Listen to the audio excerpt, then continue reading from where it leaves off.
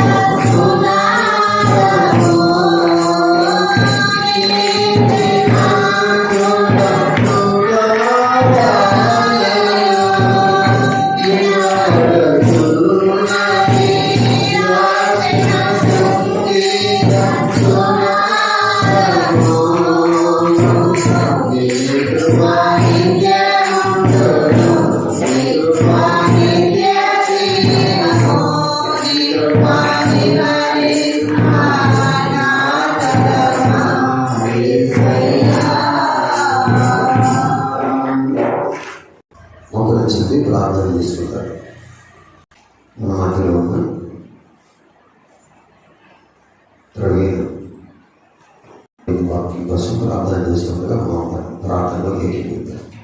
స్తోత్రం స్తోత్రం కృపగల దేవానికి స్తోత్రమైన ఆశీర్వాదపతి నీకు వందనాలు స్తుతులు స్తోత్రం రాజా పరిశుద్ధులు పరిశుద్ధులకు గౌరవపరిచిన గొప్ప దేవానికి స్తోత్రమైన స్తోత్రం తండ్రి అయా మాకంటే ముందుగా వచ్చిన దేవానికి స్తోత్రం రాజా స్తోత్రం తండ్రి అయా రాజా తండ్రి విత్తగా వచ్చిన వాక్యాన్ని బట్టి నీకు వందనాలు స్తోత్రం రాజా అయా నీవే ఉండి మాట్లాడమని వచ్చిన దేవానికి స్తోత్రమైన స్తోత్రం తండ్రి అయా ఆత్మ చెప్పుచున్నది చెవి గలవాడు వినగా కంచిన దేవానికి స్తోత్రమయ్యా అయా మాకు వినే చెవులను గ్రహించే మనసును కలుగచేయని అడుగుతున్నాం దేవా నీకు స్తోత్రమయ్యా స్తోత్రం తండ్రి వాక్యానుసారంగా నడుచుకునే కృపను అనుగ్రహించమని అడుగుతున్నాం తండ్రి నీకే స్తుతులు స్తోత్రాలు చెల్లిస్తూ యేసుక్రీస్తు నామమున అడిగి వేడుకుంటున్నాం దేవా ఆమేన్.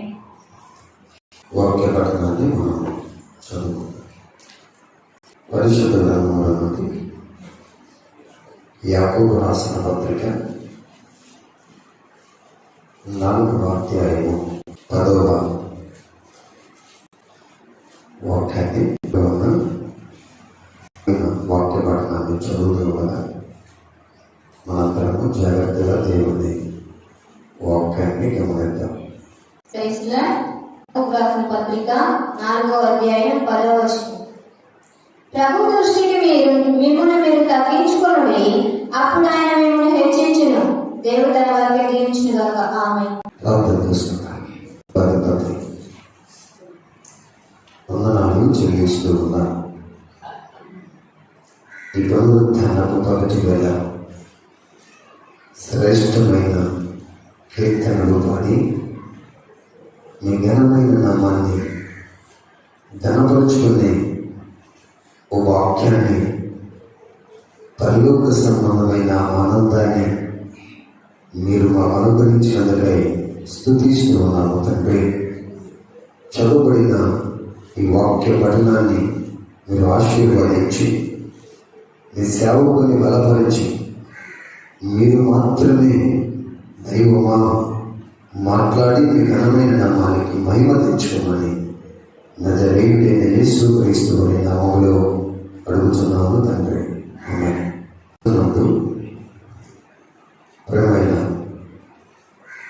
కూడి వచ్చిన మీ అందరికీ మా రక్షకుడు మా విమోచకుడు యేసుక్రీస్తు వారి నామములో హృదయపూర్వకమైన వందనాలు. అందరికీ వందనాలు. దేవునికి సమస్తమైన మహిమ కలుగును గాక. ఈరోజు మన అంశం తగ్గించుకున్నది ప్రభువు హెచ్చించును. మనం చదువుకున్న వాక్య భాగాన్ని నేను చదువుతాను, మీరు జాగ్రత్తగా దేవుని వాక్యాన్ని గమనించండి. ప్రభువు దృష్టికి మిమ్మల్ని మీరు తగ్గించుకున్నది, అప్పుడైనా మిమ్మల్ని హెచ్చించును. దేవుని వాక్యాన్ని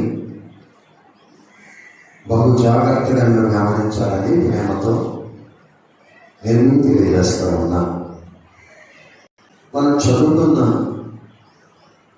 ఈ వాక్య భాగాన్ని జాగ్రత్తగా మనం గమనిస్తే హెచ్చించును అనే వాక్యాన్ని మనము గమనిస్తూ ఉన్నాం. యాకోబు భక్తుడు ఆనాటి దేవుని ప్రజలను ఉద్దేశించి ఈ పత్రికలో ఈ మాటను రాశాడు. ఏం రాశాడంటే, ప్రభువు దృష్టికి మిమ్మల్ని మీరు తగ్గించుకోండి. తగ్గించుకుంటే ఆయన మిమ్మల్ని హెచ్చిస్తాడు అని ఆనాటి ప్రజలకు ఒక ఉత్తరాన్ని, ఒక పత్రికను రాస్తూ, ఆ పత్రికలో ముఖ్యంగా దేవుని ప్రజలైన వారిని ఉద్దేశించి ఆయన చెప్పిన ఈ శ్రేష్టమైన మాటలను గమనిస్తే, దేవుడు మిమ్మల్ని హెచ్చించాలని ఆయన ఆశపడుతున్నాడు. ఆయన మిమ్మల్ని హెచ్చించాలి అంటే మీ తగ్గించుకోవాలి. తగ్గించుకుంటే తగ్గించుకున్న రోజున ఆయన మిమ్మల్ని ఏం చేస్తాడంటే హెచ్చిస్తాడు అని ఆ దైవజనుడు ఈ పత్రిక ద్వారా దేవుని ప్రజలైన వారికి ఈ మాటలు ఆయన రాస్తూ వచ్చాడు. మనందరం కూడా హెచ్చుగా ఉండాలని దేవుని యొక్క సంకల్పం, దేవుని యొక్క చిత్తం. మనందరం ఆశీర్వాదకరం పడాలన్నదే దేవుని ఆలోచన.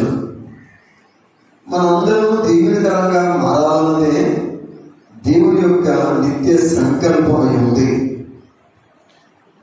మనం హెచ్చించబడాలి అంటే మనం చేయవలసింది ఏమిటంటే మనల్ని మనం ఏం చేయాలి? తగ్గించుకోవాలి. మనకు ఆస్తి ఉన్నా, మనకు ఐశ్వర్యం ఉన్నా, బాగా చదువుకున్నా, మంచి జ్ఞానం ఉన్నా, ఏమున్నా కూడా దేవుని ప్రజలమైన మనము ప్రభు దృష్టికి మనలను మనం ఏం చేసుకోవాలి? తగ్గించుకోవాలి. తగ్గించుకుంటే ఆయన మనలను ఏం చేస్తాడు? హెచ్చిస్తాడు అని దేవుని వాక్యంలో గ్రంథస్థం చేయబడింది. మనుషుల దృష్టికి మాత్రము కాదు. చాలా మంది మనుషుల దృష్టికి తగ్గించుకున్నట్లుగా కనబడతారు. మనుషుల దృష్టికి మాత్రమే తగ్గించుకున్నట్టు వాళ్ళ జీవితాన్ని కనపరుస్తూ ఉంటారు. అయితే యాకోబు మరి ఈ పత్రికలో ప్రభు దృష్టికి మిమ్మల్ని మీరు ఏం చేయాలి? తగ్గించుకోవాలి. అంటే పరలోకంలో దేవుడు ఉన్నాడని, ఆయన మనల్ని చూస్తున్నాడని, ఆయన మన భక్తిని చూస్తున్నాడని, మన జీవితాన్ని చూస్తున్నాడని మనము గుర్తుపెట్టుకొని ఆ ప్రభు దృష్టికి మనల్ని మనం ఏం చేసుకోవాలి? తగ్గించుకోవాలి. నేను ఎవరేమన్నా, ఏ విధంగా మాట్లాడినా, ఏ విధంగా చూస్తున్నా మనము దేవుని చూస్తూ దేవుడు ఉన్నాడని మనం గమనిస్తూ మనల్ని మనము దేవుడి దృష్టికి ఏం చేసుకోవాలి? తగ్గించుకోవాలి. తగ్గించుకున్న నాడు, తగ్గించుకున్న రోజున ఆయన మనలను సంఘంలోనైనా సమాజంలోనైనా ఎక్కడైనా ఏ స్థలంలోనైనా ఆయన మనల్ని ఏం చేస్తాడు? హెచ్చిస్తాడు అన్న సంగతిని, అసలు సత్యాన్ని మనం గమనించుకొని ప్రభు దృష్టికి మనల్ని మనం ఏం చేసుకోవాలి?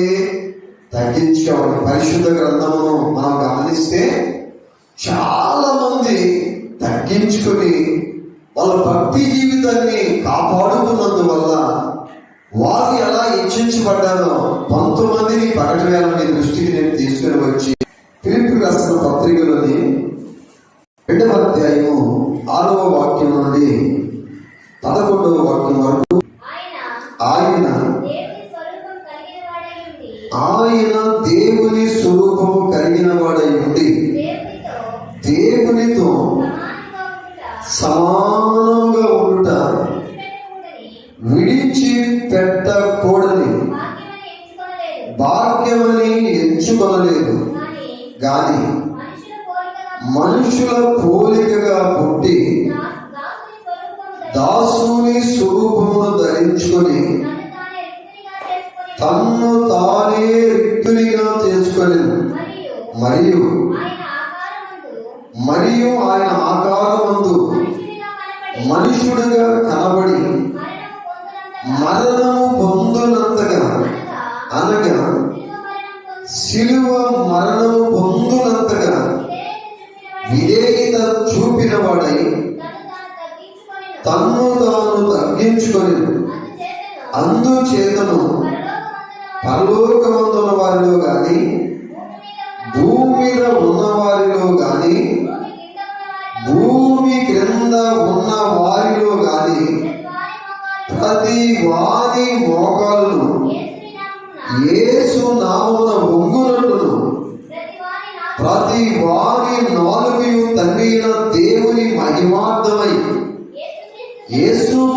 ప్రభు అని ఒప్పుకున్నట్టు దేవుడు ఆయనను అధికముగా హెచ్చించి ప్రతి నామమునకు పై నామమును ఆయనకు అనుగ్రహించెను.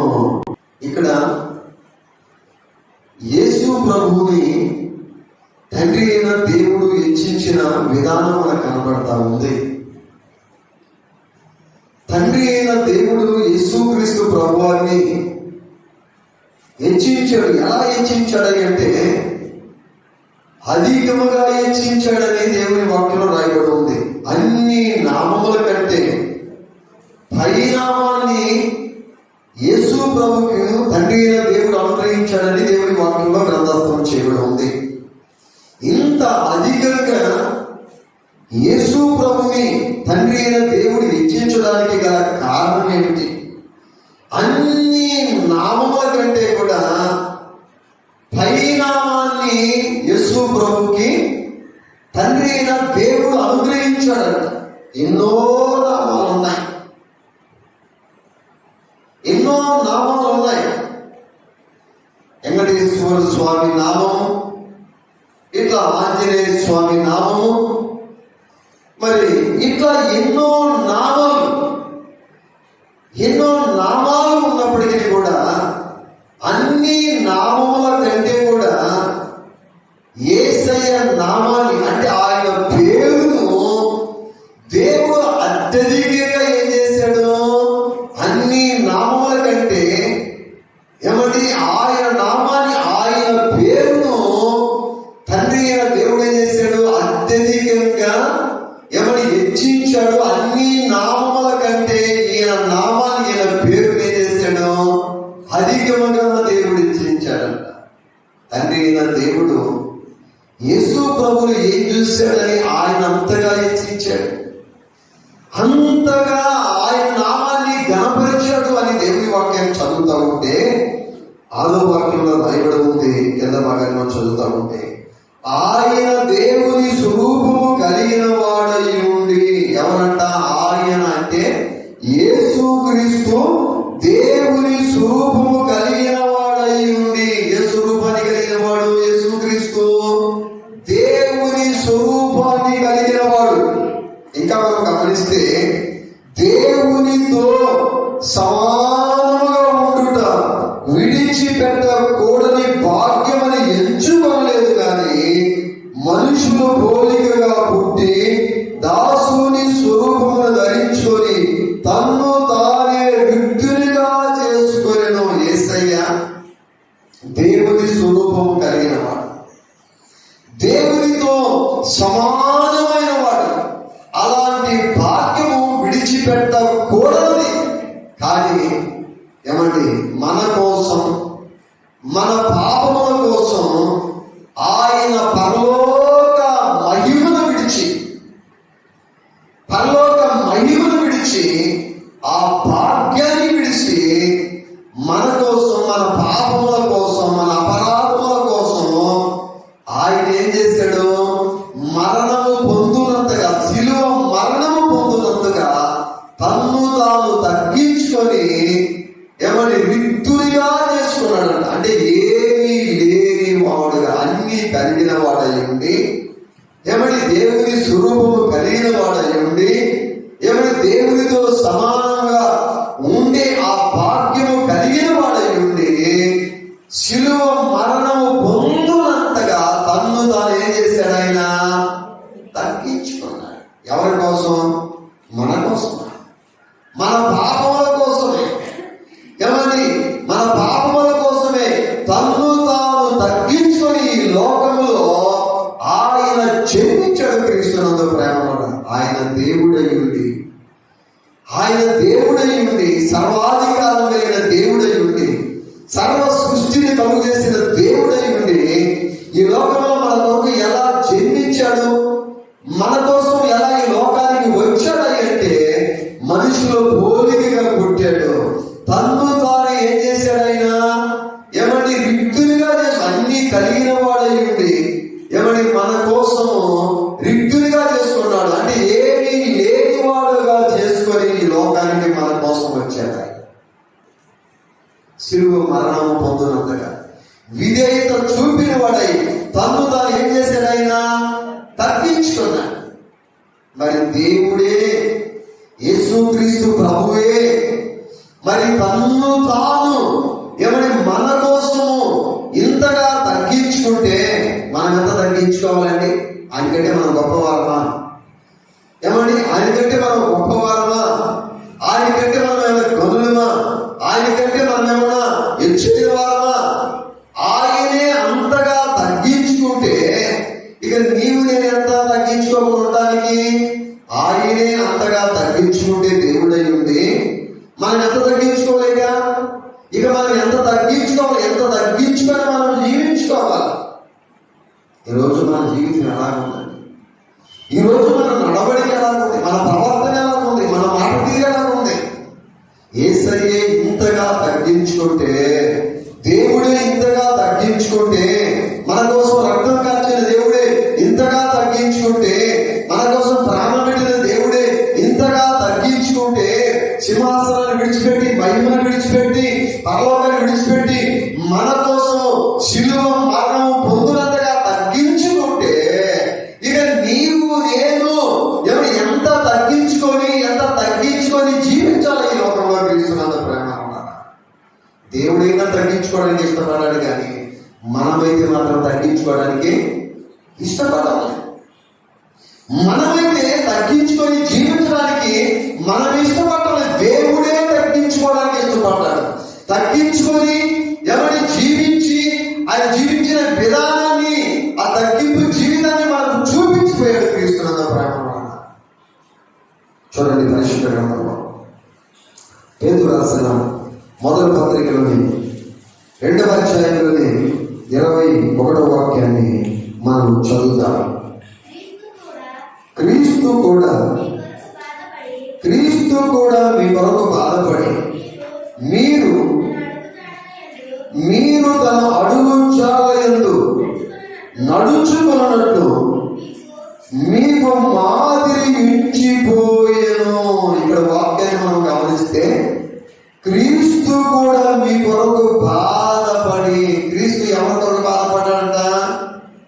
మన కొరకు బాధపడ్డాడు. సిలువలో మనం చేసిన పాపముల కొరకు, సిలువలో మనం చేసిన దోషముల కొరకు, మన అపరాధముల కొరకు క్రీస్తు కూడా మీ కొరకు బాధపడి, ఎవరి కొరకు బాధపడ్డాడంట? ఆయన మన కొరకే ఆయన సిలువలో బాధపడి మీరు తన అడుగు జాడలందు నడుచుకున్నట్లు మీకు మాదిరి మించిపోయేను.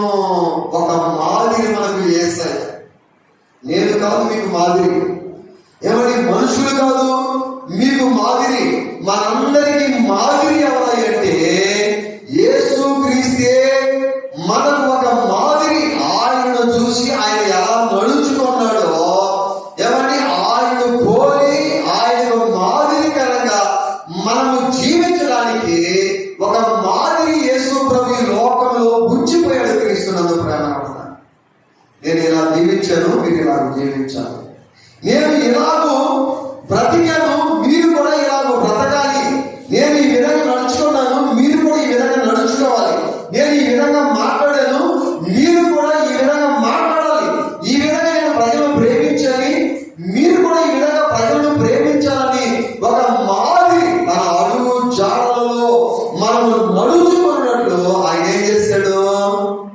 మాదిరి ఉంచిపోయాడు. ఇప్పుడు యేసయ్య ఎలా నడుచుకున్నాడో అలా మనం కూడా ఏం చేయాలి? నడుచుకోవడానికి ఒక మాదిరికరంగా ఆయన ఈ లోకంలో జీవిస్తూ వచ్చాడు క్రీస్తునందు ప్రేమ వల్ల. ఆయన ఎంతటి వారినైనా ప్రేమించాడు, ఎంతటి వారినైనా కూడా ఆయన క్షమించాడు, ఎంతటి వారినైనా కూడా ఆయన పలకరించాడు, ప్రేమించాడు, వారి కోసం ప్రాణం పెట్టాడు. ఒక మాదిరి తన అడుగు జాడయందు మనము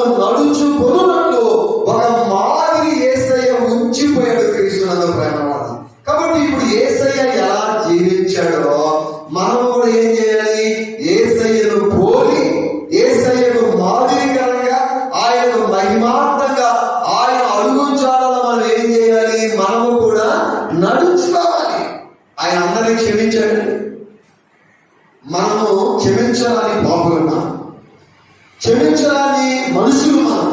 అయినా దేవుడు మనల్ని ఏం చేశాడు? క్షమించాడు. అంటే మనము కూడా ఇతరులు ఏం చేయాలి? క్షమించాలి. అంటే దేవుడే క్షమిస్తే ఇక మనం ఏం చేయాలి? ఖచ్చితంగా మనము క్షమించాలి. యేసయ్యే ప్రజలను ప్రేమించాడు, పాపులను ప్రేమించాడు, దౌర్భాగ్యులను ప్రేమించాడు, యేషుదాలను ప్రేమించాడు, వ్యభిచారులను ప్రేమించాడు, నరహంతులను ప్రేమించాడు.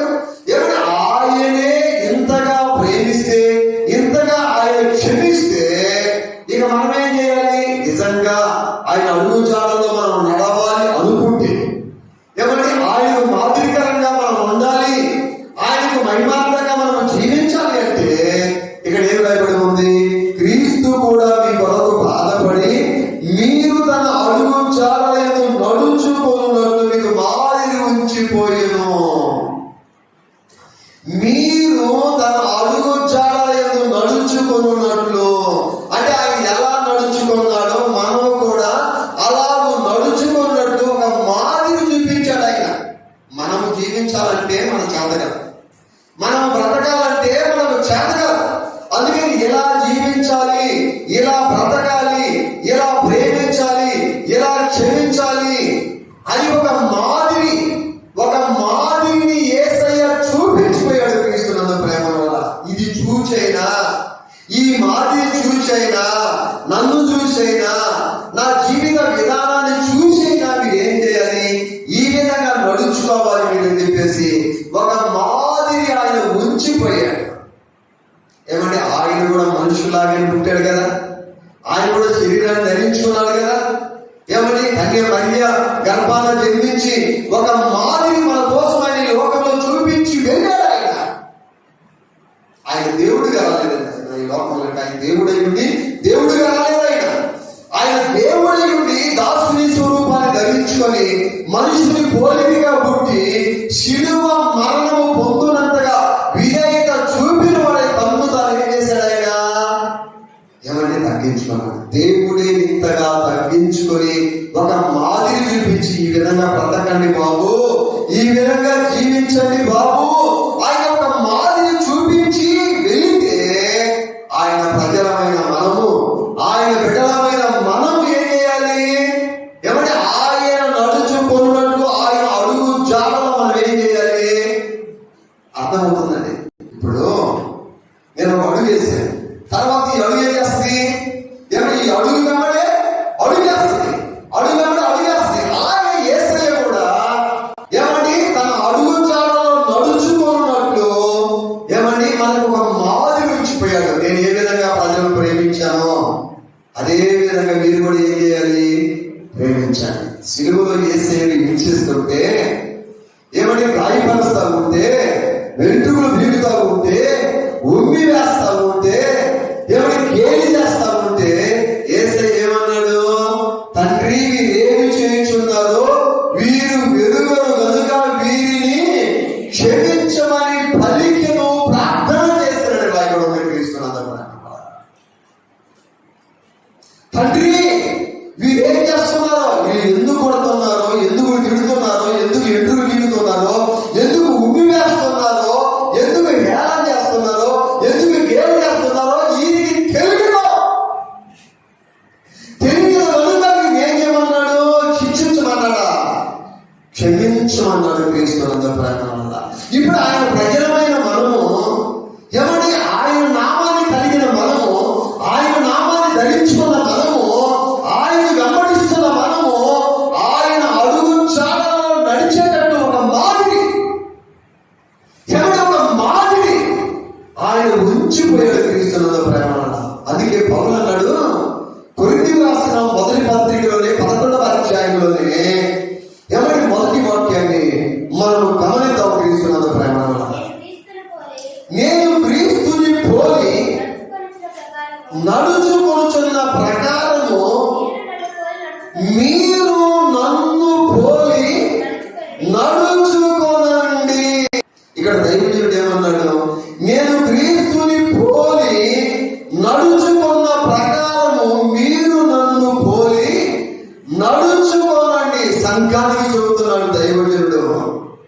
నేను క్రీస్తుని పోలి ఏ విధంగా నేను నడుచు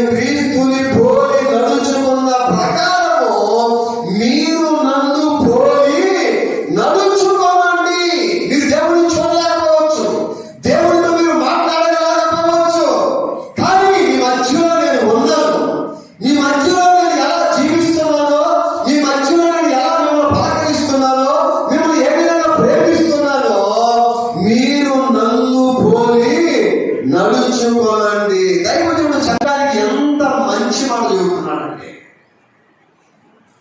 నేను క్రీస్తుని పోలి నడుచుకున్న ప్రకారము. అంటే దైవజనుడు ఎవరిని పోలి నడుచుకున్నాడు? క్రీస్తుని పోలి నడుచుకున్నాడు.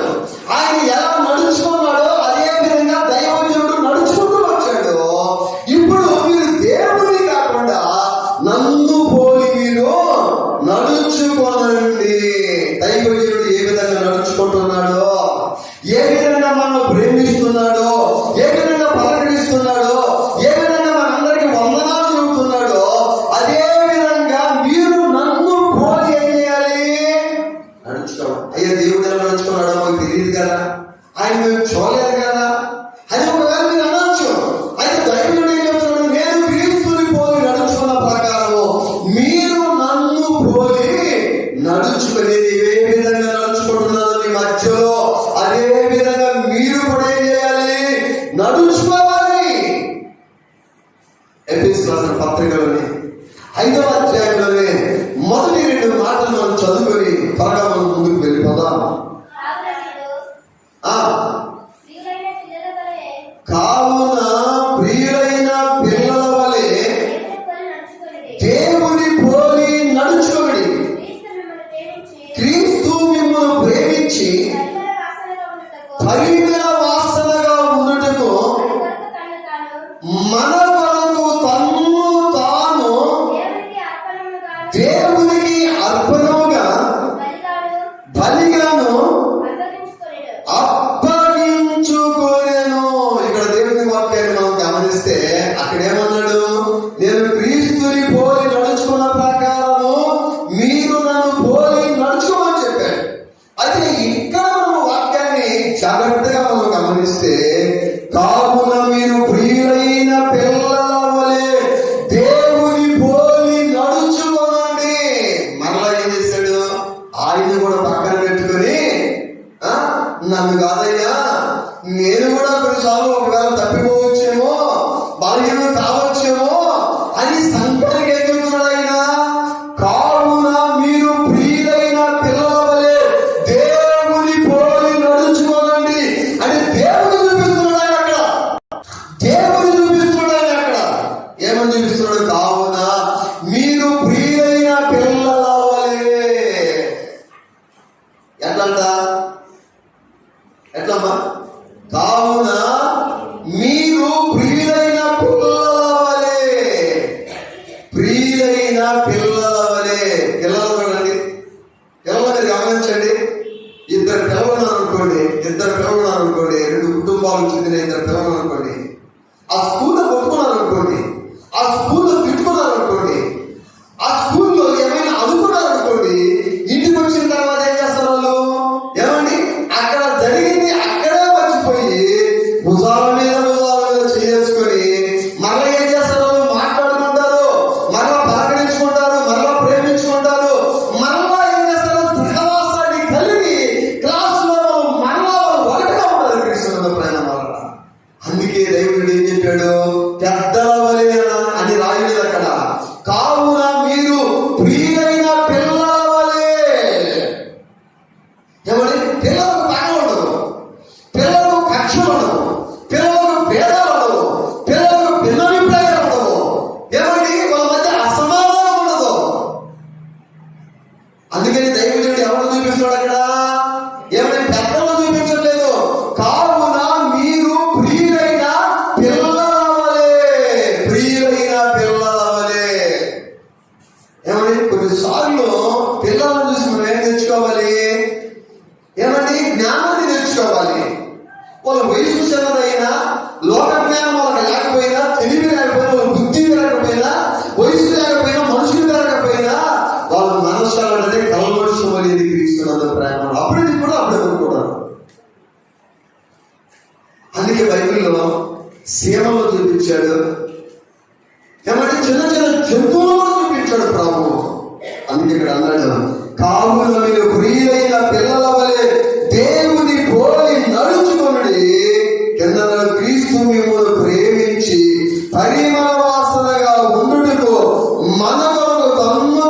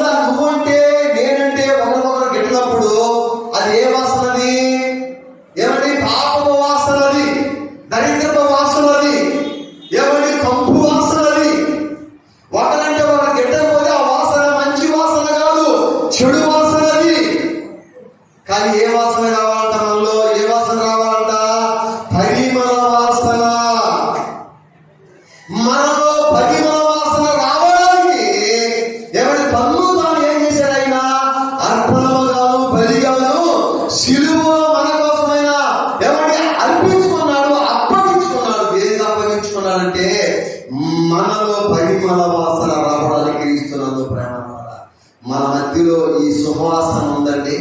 ఈ పరిమళ వాసన ఉందా? ఈ మంచి వాసన ఉందా? ఇది ఎదగలుగుతున్న ఈ వాసన ఏమండి? అట్లా మార్గాన్ని వెళ్తే గంట కనపడింది అనుకోండి, ఏం చేస్తాం మనము? ఏం చేస్తాము? అక్కడ ఏం చేస్తాం మనము? ముక్కు మూసుకుంటాం. ఎందుకు? ఆ వాసన భరించలేక. అదే అలా ఎంత ఉంటే ఒక పూల తోట కనపడింది అనుకోండి, ఏం చేస్తాము? ముక్కు మూసుకుంటామా? ఏం చేస్తాము? ఎందుకని? ఏమండి? మంచి వాసన కాబట్టి పీల్చుకుంటాం. చెడు వాసన ఏం చేస్తాము? ఇప్పుడు యేసయ్యను ఆస్వాదించాలి అంటే మనలో ఏ వాసన రావాలి? మనలో పరిమళ వాసన రావాలి. పరిమళ వాసన రాకపోతే యేసయ్యను చూసి ఏం చేస్తాడు? ముక్కు మూసుకుంటాడు. ఎందుకు? మన దగ్గర ఏ వాసన ఉంటుంది? చెడు వాసన, పాపపు వాసన, పాపపు పంపు. బాగా ఆలోచించండి. క్రీస్తునాథ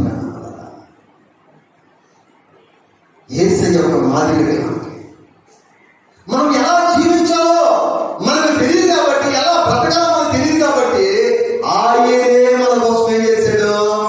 ఏమని? ఎలా జీవించాలో జీవించి చూపించడానికి, ఎలా ప్రేమించాలో ప్రేమించి చూపించడానికి, ఎలా క్షమించాలో క్షమించి చూపించడానికి యేసయ్య కన్య మరియ గర్భంలో ఏమని లోకంలో జన్మించి ఒక మాదిరి చూపించి ఆయన పరలోకానికి వెళ్ళిపోయాడు. మనం పండగ చేసుకోవాలని కాదు, కొత్త బట్టలు పుట్టించుకోవాలని కాదు, సంబరాలు చేసుకోవాలని కాదు. ఏమండి?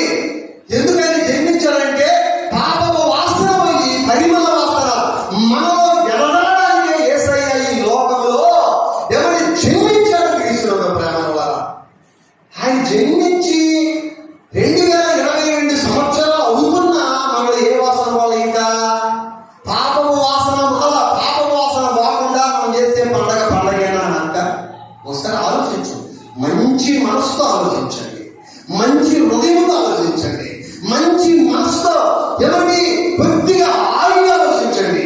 2022 సంవత్సరాలు అయ్యి ఆయన జన్మించి ఆయన పర్వకానికి వెళ్ళిపోయి మళ్ళా పోతుంటే ఇంకా మనలో పాప వాసన పోకుండా మనం చేసే పండగని ఎవరి పండగ అంటారా దాన్ని? ఆ పండగ చేస్తే ప్రభు పరలోకములో ఆనందిస్తాడా? ఒకసారి ఆలోచించండి. ఆలోచించకుండా, అర్థం చేసుకోకుండా ఏమండి మనం అలా సాగిపోతే అది జీవితమేనా? అది భక్తేనా? దానికి అర్థం ఉందా? పరమార్థం ఉందా? ఒకసారి మీరు ఆలోచించండి. క్రీస్తునాథ ప్రేమ వల్ల అందుకే యేసయ్య ఎలా జీవించాలో మీకు తెలియదు, ఎలా బ్రతకాలో మీకు తెలియదు, ఎలా నడుచుకోవాలో మీకు తెలియదు.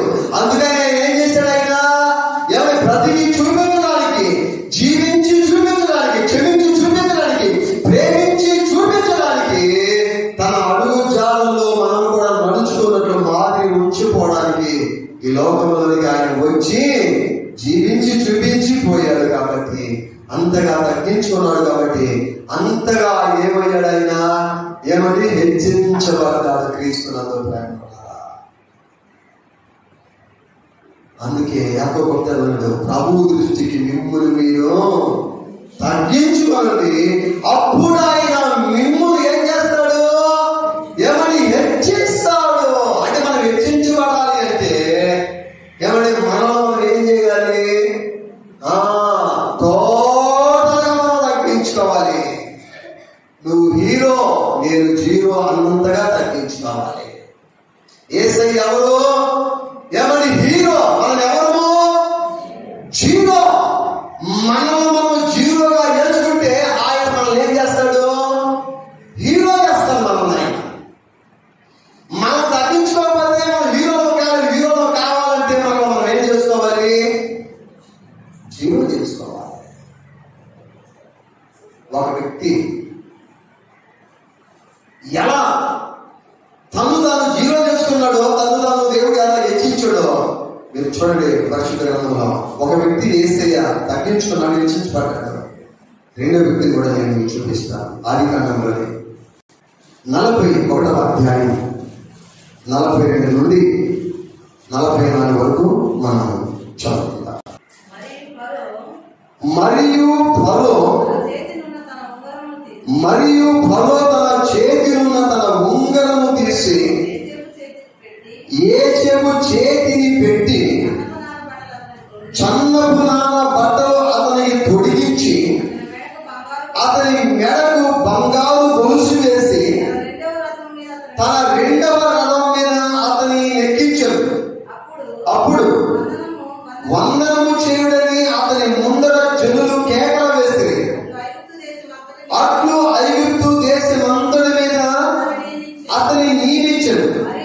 మరియు ఫరో యోసేపుతో, ఫరోను నేనే, అయినను నీ సెలవు లేక ఐగుప్తు దేశమంతటను ఏ మనుష్యుడును తన చేతినైనను కాలినైనను ఎత్తకూడదని చెప్పాను. నా వైపు చూడండమ్మా, మీరు జాగ్రత్తగా దేవుని వాక్యాన్ని మీరు గమనించండి. ఇక్కడ యోసేపు అనే ఒక యవనస్తుడు మనకి ఇక్కడ కనబడతా ఉన్నాడు. ఈ యోసేపును దేవుడు ఎంతగా హెచ్చించాడు అంటే, ఐగుప్తు దేశానికి ఒక అధికారిగా ఆయనను దేవుడు హెచ్చించాడు. యోసేపు ఒక యవనస్తుడు, 30 సంవత్సరాల వయసు. ఈయన ఈ స్థితిలోకి వచ్చినప్పుడు తన వయసు యవనస్తుడు. ఎంతగా యోసేపుని హెచ్చించాడంటే, ఐగుప్తు దేశం మీద ఒక అధికారిగా అతను సెలవు లేకుండా ఎవరు చెయ్యి పెట్టడానికి లేదు, కాలు ఎత్తడానికి లేదు, ఏ మాట మాట్లాడడానికి లేదు. అంతగా దేవుడు యోసేపుని ఏం చేశాడు? ఎవరిని హెచ్చించాడని దేవుడి వాక్యంలో రాయబడి ఉంది. ఏ విధంగా హెచ్చించాడు అంటే, నేను చదువుతాను, జాగ్రత్తగా గమనించాడు. మరియు ఫరో తన చేతి ఉన్న తన ఉంగరము తీసి యోసేపు చేతిని పెట్టాడు. ఎవరి చేతికి పెట్టాడంట? ఫరో ఉంగరాన్ని తీసి యోసేపు చేతికంట. ఫరో ఉంగరాన్ని యోసేపు చేతికి, ఆ ఉంగరాన్ని పెట్టాడు. ఉంగరం దేనికి సాదృశ్యం తెలుసా? అధికారాన్ని సూచిస్తుంది ఉంగరం, రాజకీయాన్ని సూచిస్తుంది ఉంగరం. క్రీస్తునందు ప్రేమల ఫరో ఉంగరాన్ని తీసి యోసేపు చేతికి ఆ ఉంగరం తొడిగించబడింది. ఇంకా సన్నపరమైన బట్టలు అతనికి తొడిగించి అతని మెడకు బంగారు గొలుసు వేసి తన రెండవ రథం మీద అతన్ని ఎక్కించును. అప్పుడు వందనము చేయడని అతని ముందర జనులు కేకలు వేసి అట్లు ఐగుప్తు దేశం అందరి మీద అతన్ని నియమించెను. ఎంతగా హెచ్చించబడ్డాడండి యోసేపు. ఉంగరము తొలగబడింది, సన్నపరమైన బట్టలు, మెడకు బంగారు గొలుసు. ఐగుప్తు ఫరో రెండవ రథం మీద ఎక్కించబడ్డాడు. యోసేపు రథం మీద ఉంటే జనులు ఏం చేస్తున్నారు? యోసేపు వందనం చేసి కేకలు వేస్తున్నారు. యోసేపు ఎదుట యోసేపుకి చెయ్యి, యోసేపుని బట్టి ఒక గంభీరమైన గొలుసు శబ్దాలు సంబరాలు ఐగుప్తు దేశమంతలో వినిపించబడతామని క్రీస్తునందు ప్రేమల. ఇంత స్థాయిలోనికి యవనస్తుడు యోసేపు రావడానికి గల కారణం ఏమిటి? ఇంతగా యోసేపును దేవుడు హెచ్చించడానికి, ఇంతగా యోసేపును ఆశీర్వదించడానికి, ఇంత ఉన్నతమైన స్థితిలోని యోసేపును దేవుడు తీసుకున్న కారణం ఏమిటి తెలుసా? ఇంత అధికంగా హెచ్చించడానికి కారణం ఏమిటి తెలుసా? యోసేపును ఏం చూసాడు దేవుడు తెలుసా? ఇంత స్థితిలోనికి యోసేపు రావడానికి గల కారణాలు ఏమిటి తెలుసా? అంతకు ముందు జీవితం ఎలా ఉందో తెలుసా మీకు? యోసేపు జీవితం ఈ స్థితిలోనికి రాకముందు యోసేపు తన అమలు ఏం చేశాడు? గొంతులు చేశాడు. ఐగుప్తులకి ఐగుప్తు దేశానికి యోసేపు అమ్మబడ్డాడు. తర్వాత ఒక స్త్రీ అతని మీద న్యాయం మోపింది, సరసాలలో వేయబడ్డాడు. సరసాల శిక్షణ కూడా ఏం చేశాడు యోసేపు? భరించాడు, నిందను భరించాడు, నేరాన్ని భరించాడు, శిక్షను భరించాడు, అవమానాన్ని భరించాడు, నిందను భరించాడు. ఐగుప్తు దేశంలో నలుగురు ఉన్నారండి, అనుకులు ఉన్నారా, అక్కజలు ఉన్నారా, తోబుట్టు ఉన్నారా?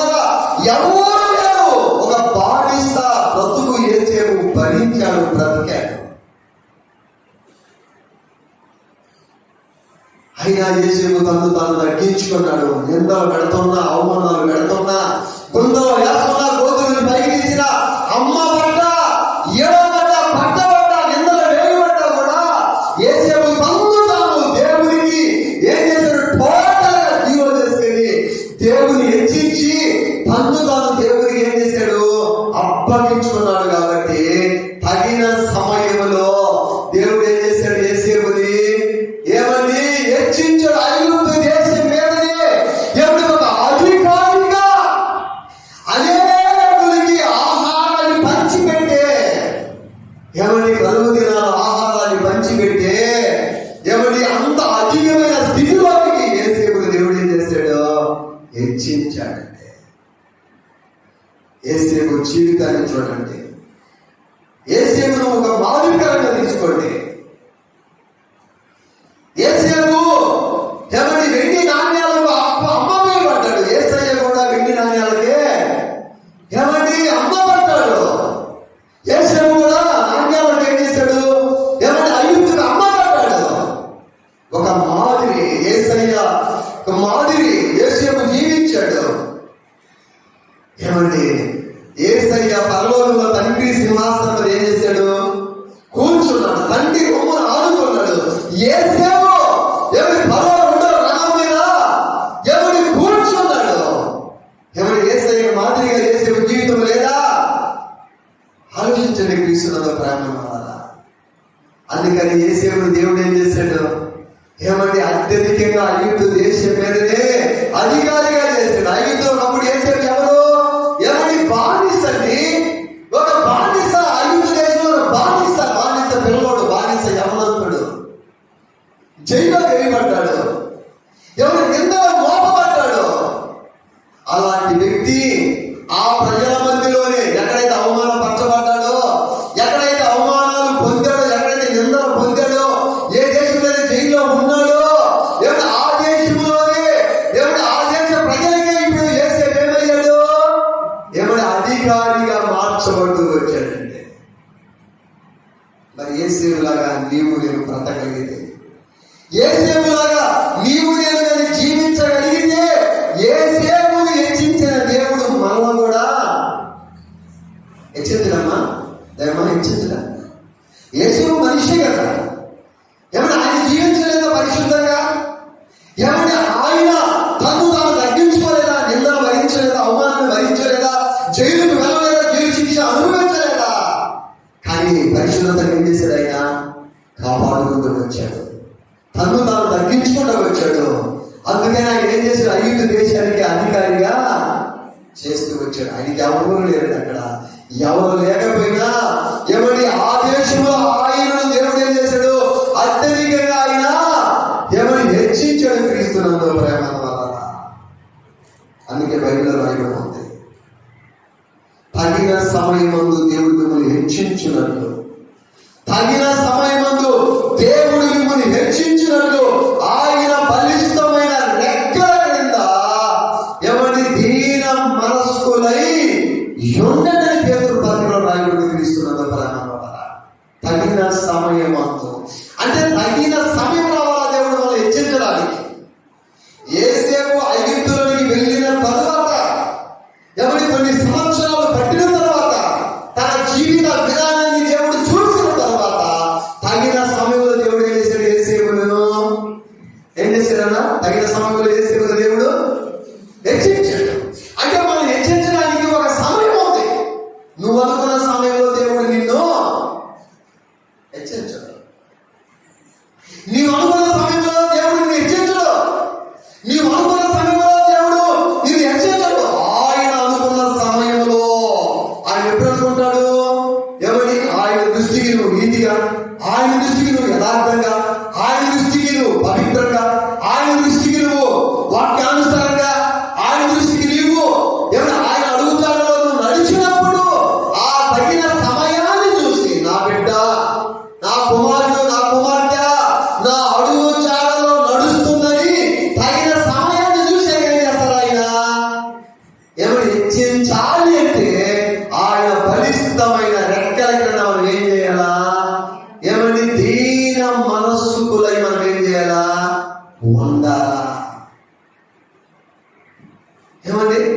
శ్రమ వచ్చినా అణిగి ఉంటుందా మనము? ఎవరి బాధ వచ్చినా మనం అణిగి ఉండాలా? ఎవరి ఏమి వచ్చినా కూడా మనం అణిగి ఉంటే ఆ దీనత్వాన్ని దేవుడు చూసి తగిన సమయంలో నేనేం చేస్తాడు ఆయన? ఎవరి ఆయన నిన్ను హెచ్చిస్తాడు. ఆయన నిన్ను నీ కుటుంబాన్ని హెచ్చిస్తాడు. సమాజంలో సంఘంలో నీ కుటుంబాన్ని హెచ్చిస్తాడు ఆయన. నీ పిల్లల్ని హెచ్చిస్తాడు ఆయన.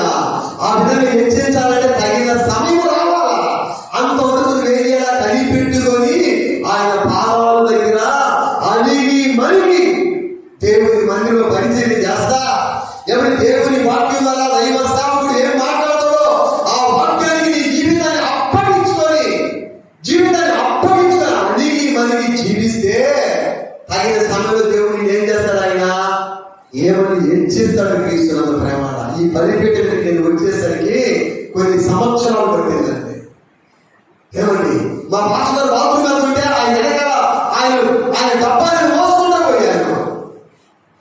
ఏమండి, ఆయన బియ్యం సంచి ఇలా మామూలు బియ్యం తెచ్చినప్పుడు ఎవరి సంచిలో మోసి ఎవరి తల మీద పెట్టుకొని 3 కిలోమీటర్లు నడుచుకుని వాళ్ళ ఇంటి దగ్గర నేను పెట్టొచ్చాను. ఆయన చెమ్ము నీళ్ళు తాగితే ఆ నీళ్లు తీసుకుని నేను తాగాను. ఏమండి, ఇట్లా ఎన్నో పరిచర్యలో దైవ సేవకుని అంటుకట్టుకొని ఆయన ఏం చెప్తాడో, ఏం చెయ్యాలో, ఏం మాట్లాడాలో, ఏమండి అలా ఆయన అడుగు జాడలో నడుస్తూ నేను వచ్చాను. కొన్ని సంవత్సరాలు పట్టిందండి. 1990లో బాప్టిజం తీసుకుంటే 1900 ఏమండి మరి 2018 వరకు కూడా ఏమంటే అట్లా పనిచేసుకుంటూ సువార్త చేసుకుంటూ ఆయనలో నడిపించబడుతూ వచ్చారు. కొన్ని సంవత్సరాలు పట్టింది ఈ స్థితిలోనికి బలిపీఠానికి దేవుడి వాక్యాన్ని చెప్పడానికి, అభిషేకించబడడానికి, అభిషేకం పొందుకోవడానికి ఎన్ని సంవత్సరాలు. తగిన సమయంలో మనం హెచ్చించబడాలి అంటే, తగిన సమయంలో మనం ఆశీర్వదించబడాలి అంటే, తగిన సమయంలో మనం దీవించబడాలి అంటే ఆయన బలిష్టమైన దగ్గర మనం ఏం చేయాలి? ఏమండి, దీన మనస్సుకులై మనము ఏమని అలిగి మలిగి మనము ఉండాలి. శుక్రవారం మాట చెప్పాను. ఒగుడు ఏం చేస్తుంది? గాలి రాగానే ఏమండి, గాలి రాగానే కొట్టుకుని అదే ఇస్త్రాకులు చూడండి, ఏమీ లేనప్పుడు అవి కూడా గాలికి పోతాయి. అందులో పప్పు, అందులో ఫ్రై, అందులో ఏమని కూరలు, కాస్త అన్నం పెట్టేవాడు ఆకు మీద. ఆకు ఏం చేస్తుంది? గాలి వస్తే నేను వేయలేనట్టు గాలితో నేను ఇంత బలం కొడుతున్నాను ఎందుకు వేయమంటే ఏమంటది? నాలుగు పప్పు ఉంది, నాలుగు ఎప్పుడు ఉంది, నాలుగు అన్నం ఉంది, నేను ఏడాది వేయగలను అని ఇస్తలాపు మాట్లాడుతుంది. అది ఏమీ లేని ఆకైతే ఏమంటే ఎగిరి పడుతుంది. కొంతమంది భక్తి కూడా అలాగే ఉంటుంది. ఎవరు ఎగిరి పడతారు. మళ్ళా 4 వారాలు పోయిందనుకో ఏమైంది? పడతాం. ఏమని అణిగి మణిగి ఉండాలంటే మన మీద ఏముండాలా? అణిగి మణిగి మనం ఉండాలంటే మన మీద ఏముండాలా? మన మీద బరువు ఉండాలి, మన మీద భారం ఉండాలి. ఇస్తరా అణిగి ఉండాలంటే దాంట్లో ఉండవలసిన పదార్థాలు ఉంటే ఆ వాక్యం ఏంటి? అణిగి మణిగి ఉన్నది. సంఘంలో పరిచర్య భారం నీ మీద ఉంటే, సంఘంలో పరిచర్య భారం నీ మీద ఉంటే నువ్వేమవుతావు? నువ్వు అణిగి మణిగి ఉంటావు. అయ్యో, నా వల్ల ఈ ఆటంకం రాకూడదు, నా వల్ల ఈ అభ్యంతరం రాకూడదు అని నువ్వు తెలుసుకున్న మనిషి అయితే నువ్వేమవుతావు? సంఘంలో సంఘానికైనా, సంఘ ప్రార్థనకైనా, సంఘ సేవకులకైనా అభ్యంతరం రాకుండా నువ్వు ఉండాలి అంటే నీ మీద ఏముండాలి? నీ మీద భారం ఉండాలి. సంఘ భారము, సంఘ పరిచర్య భారం ఉండాలి. అంటే భారము లేదంటే ఎవరి నీ మీద బరువు లేదంటే, బాధ్యత లేదంటే నువ్వేం చేస్తావు? లేస్తా ఉంటావు. దానికి లేస్తా ఉంటావు. సేవకుడు ఏం చెబుతున్నాడనే ఆలోచన లేకుండా ప్రతి దానికి నువ్వేం చేస్తావు? వ్యతిరేకంగా లేస్తా ఉంటావు. క్రీస్తునందు అంటే నీ మీద ఏం లేదు. ఇది దేవుని మందిరమే, ఇది సంఘమే, ఇక్కడ దేవునికి మహిమ రావాలి అని ఒక బాధ నీ మీద ఉంటే, ఒక బరువు నీ మీద ఉంటే నువ్వేం చేస్తావు?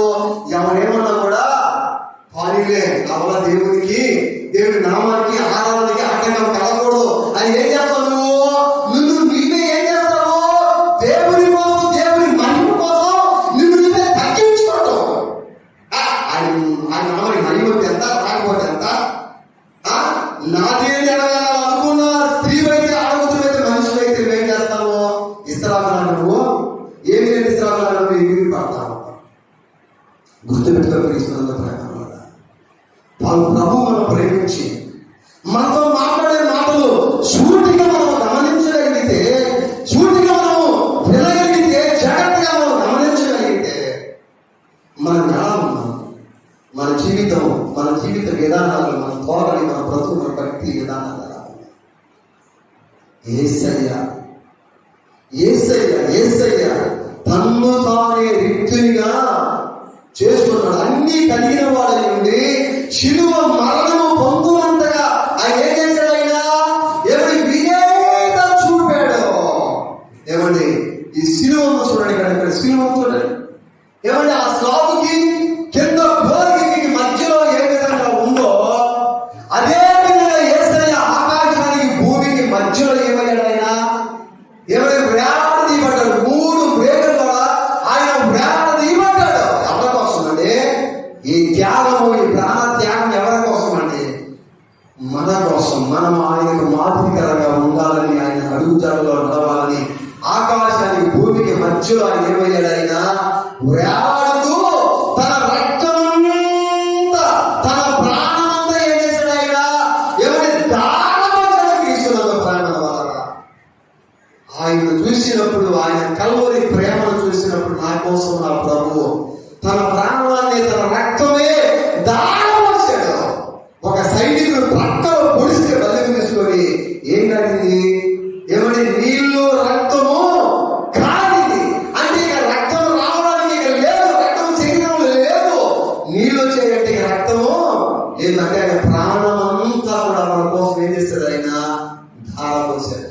ఒక దేవుడే ప్రాణాన్ని ధారపోసి, తన ప్రాణాన్ని ధారపోసి తను తాను ఆ విధంగా తగ్గించుకుని శిలువ మరణము పొందినంతగా విధేయత చూపిన వాడే తను తాను తగ్గించుకుంటే ఇక ముందంతా ఏంటంటే అసలు మనం ఏముందని మనం హెచ్చించుకోవడానికి, మనలో ఏముంది, మనలో ఏముంది, ఏ మంచి ఉందని మనం ఉందా? మంచి మనం ఎవరికి మనలో మంచి ఉందా? ఏ మంచి ఉంది మనలో? ఇంకంత తగ్గించుకోవాలని మన దేవుడే, మన యేసయ్యే అంతగా తగ్గించుకుంటే మనం ఎంత తగ్గించుకోవాలి? ఆలోచించండి నా ప్రియమైన సహోదరి సహోదరులారా. దేవుడిని మాదిరికరంగా ఉంచుకోండి. ఆయన అడుగుతాడలో మీరు నడవండి.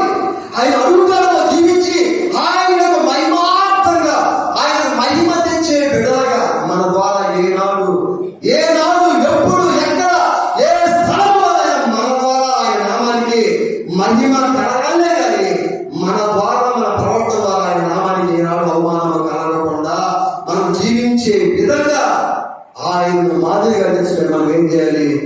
నడుచుకోవాలి. క్రీస్తున్న ప్రేమ. ఒకటి యేసయ్య ఎవరు తగ్గించుకున్నాడు కాబట్టి ఏమండి అధికంగా హెచ్చించబడ్డాడు. అన్ని నామముల కంటే పరిణామము యేసయ్యకు దేవుడు అనుగ్రహించాడు.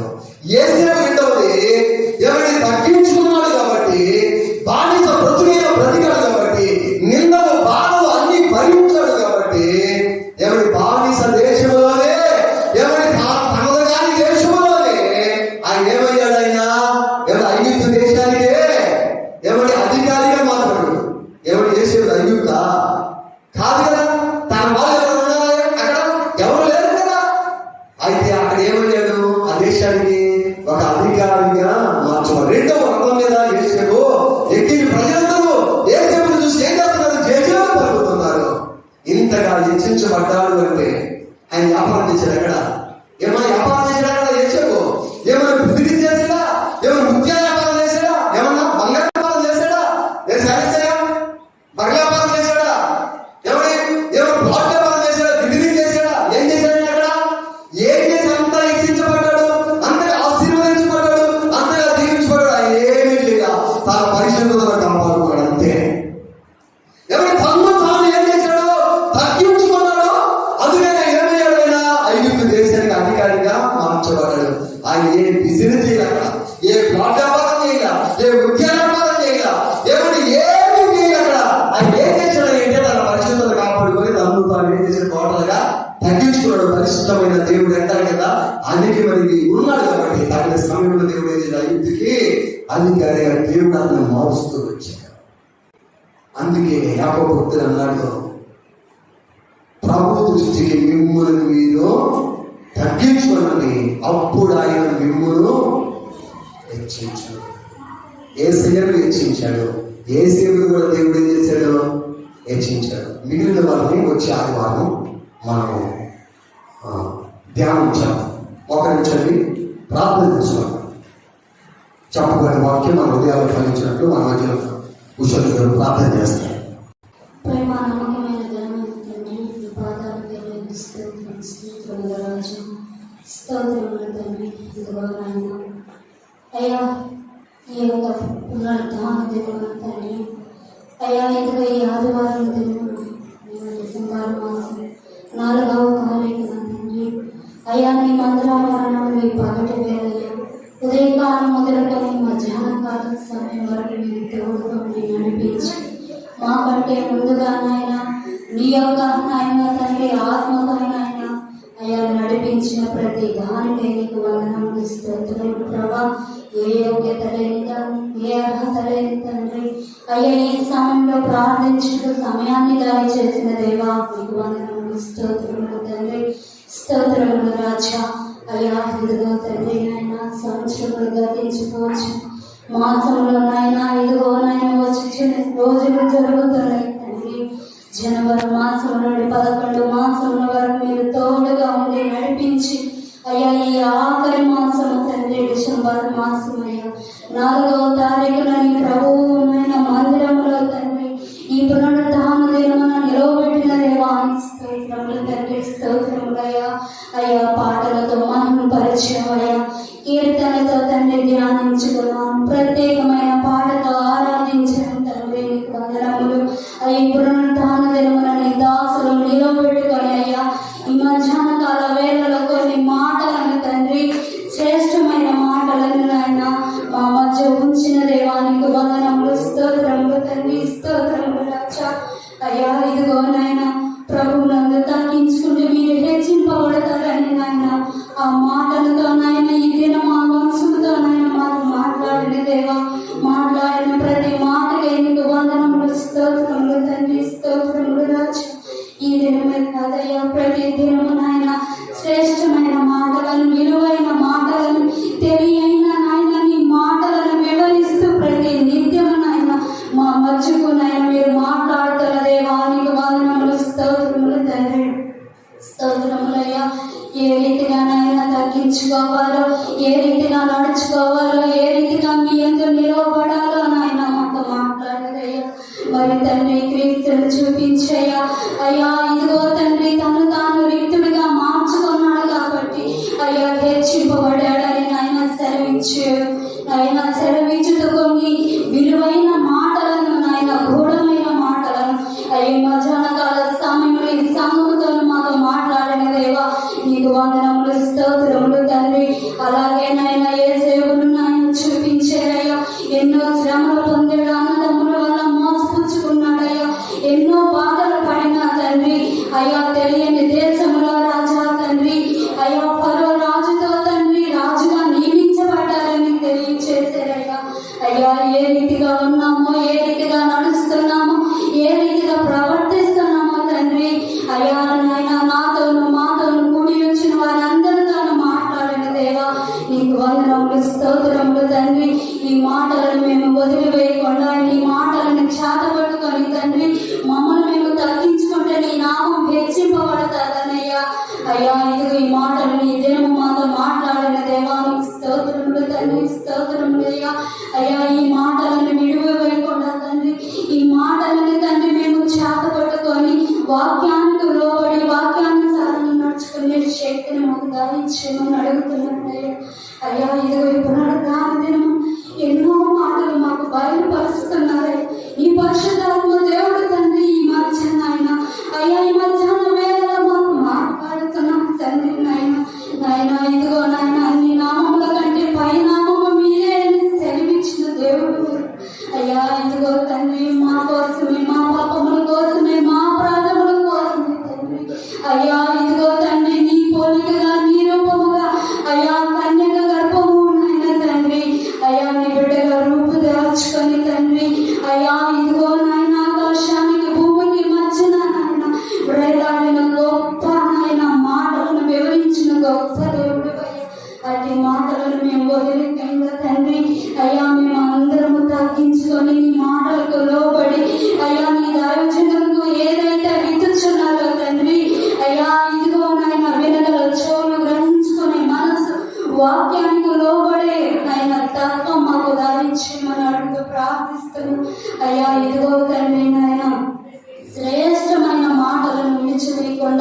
వాక్యము రెండంచులుగా ఖడ్గము కనుక ప్రతి వారిని తాకుతున్నప్పుడు మమ్మల్ని మేము సరి చేసుకొని చక్కదిద్దుకొని తండ్రి నీ యందు లోబడి నీ యందు నాయన నిలబడే శక్తిని మాకు దయచేయమని అడుగుతూ ప్రార్థిస్తున్నా.